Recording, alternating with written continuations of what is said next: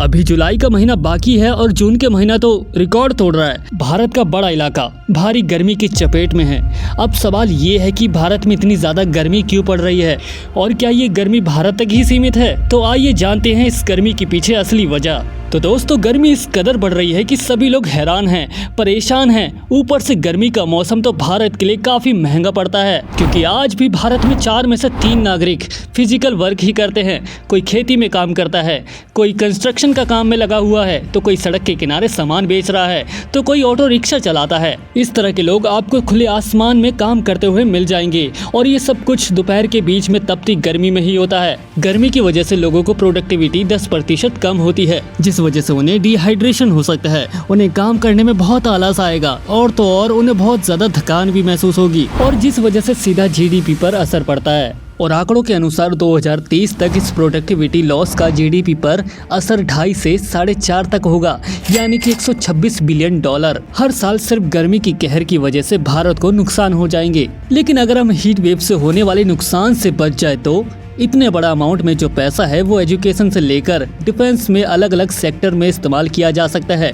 जिस वजह से हमारे देश को कामयाबी की ओर ले जाएगा। पर दोस्तों, सिर्फ हमारे सोचने से कुछ नहीं होने वाला, क्योंकि देश के लीडर्स ऑलरेडी ये बात जानते हैं, पर क्लाइमेट चेंज के बारे में कोई भी ध्यान नहीं देना चाहता, क्योंकि ये एक ऐसा टॉपिक है जिससे किसी को भी पब्लिसिटी नहीं मिलने वाली। अब आप खुद ही देख लीजिए, सोनम वांगचुक सर लद्दाख में बैठकर पिछले 2 महीने से चिल्ला कर सभी को यही बात बता रहे हैं, लेकिन उनकी बात सुनने की बजाय उन पर सेक्शन 44 लगाकर उनकी आवाज दबाने की कोशिश की जा रही है, जो कि ये और कुछ नहीं बल्कि हमारे देश का दुर्व्यवहार है। क्योंकि दोस्तों, प्रकृति किसी की भी सगी नहीं होती। आप किस पार्टी को वोट देते हैं, आपकी जाति क्या है, आपकी उम्र क्या है, आप कितने पढ़े लिखे हैं, ये सब प्रकृति के लिए बेफिजूल की चीजें हैं, क्योंकि उसका तो सीधा यही उसूल है कि तुम मुझे छोड़ोगे तो मैं तुम्हें नहीं छोड़ूंगा। और आपको मैं बता दूं कि क्लाइमेट चेंज पर इम्पैक्ट जिन देशों में सबसे ज्यादा होगा, उस देश के लिस्टों में तीसरा नंबर भारत का ही है। अब भारत बाकी सभी चीजों में जितना चाहे आगे निकल जाए, लेकिन यहाँ पर आगे जाने का मतलब है सीधा मौत को ही गले लगाना।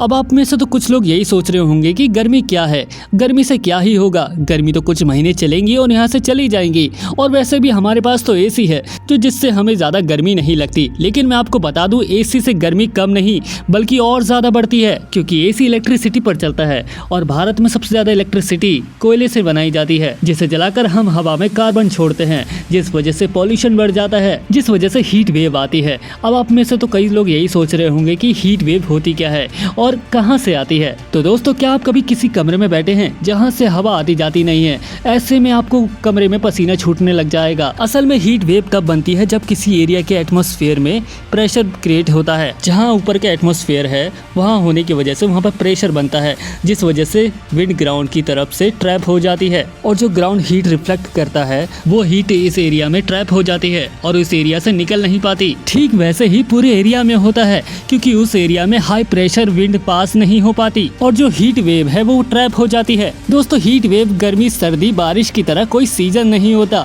बल्कि ये एक कंडीशन होती है, और ये तभी डिक्लेयर होती है जब टेम्परेचर एक पर्टिकुलर लिमिट के ऊपर चला जाता है। वैसे दोस्तों, आपने कभी तो महसूस किया होगा कि जब गर्मी लगती है तब हमें काम करने में बड़ा ही आलस आता है और कुछ भी काम करने का मन नहीं करता। और ये आपका नहीं बल्कि हर एक इंसान का यही हाल है, क्योंकि गर्मी में सभी लोग परेशान हैं। ठंड में तो खैर सभी लोग कपड़े पहनकर आग जलाकर बैठ जाते हैं और ठंड के मजे लेते हैं, लेकिन गर्मी में तो सभी का बेहाल है। लेकिन ऐसे में एक सवाल जरूर उठता है कि क्या इसका कोई सॉल्यूशन है? कैसे हम भारत में बढ़ते हुए टेम्परेचर को रोक सकते हैं? सबसे पहले तो हमें अमेरिका जैसे ठंडे देशों को कॉपी करना बंद करना होगा, क्योंकि जिन देशों में टेम्परेचर कम होता है वहाँ पर कांच की बिल्डिंग बनाने से उन्हें कोई भी फर्क नहीं पड़ता। लेकिन भारत के शहरों में अगर कांच की बड़ी बड़ी ऊंची बिल्डिंग बना दी जाए तो उनकी रिफ्लेक्शन की वजह से वहां पर और भी ज्यादा गर्मी बढ़ जाएगी। हमें तो सिंगापुर जैसे देश से कुछ सीखना चाहिए, जहां पर टेम्परेचर हमारे देश जैसा ही है। अगर आप वहां की बिल्डिंग देखोगे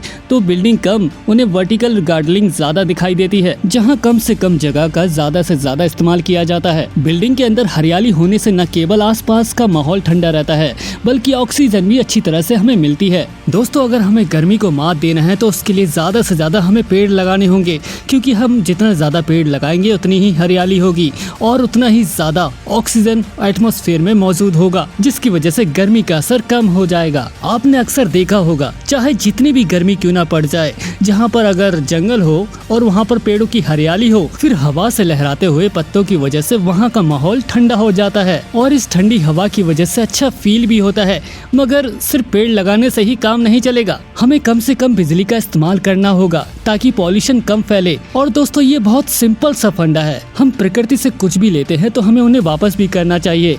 इंसान होने के नाते हमारा फर्ज बनता है कि हम जितना ऑक्सीजन कंज्यूम करते हैं, कम से कम उतना ऑक्सीजन क्रिएट करने भर के लिए पेड़ तो लगाना ही चाहिए, ताकि प्रकृति में ऑक्सीजन और कार्बन डाइऑक्साइड का बैलेंस बना रहे। क्योंकि अगर इनका बैलेंस बिगड़ा तो हीट वेव और ज्यादा रॉक आएगी। तो दोस्तों, उम्मीद है कि इस वीडियो को देखने के बाद आपको काफी कुछ समझ आ गया होगा। इसे ज्यादा से ज्यादा लोगों तक शेयर कीजिए ताकि वो लोग भी गर्मी की कहर से खुद को बचा सके। इस वीडियो पर आपका क्या कहना है, हमें कमेंट करके बताना ना भूले। और इसी तरह की और वीडियोस को देखने के लिए सब्सक्राइब कीजिए हमारे चैनल को।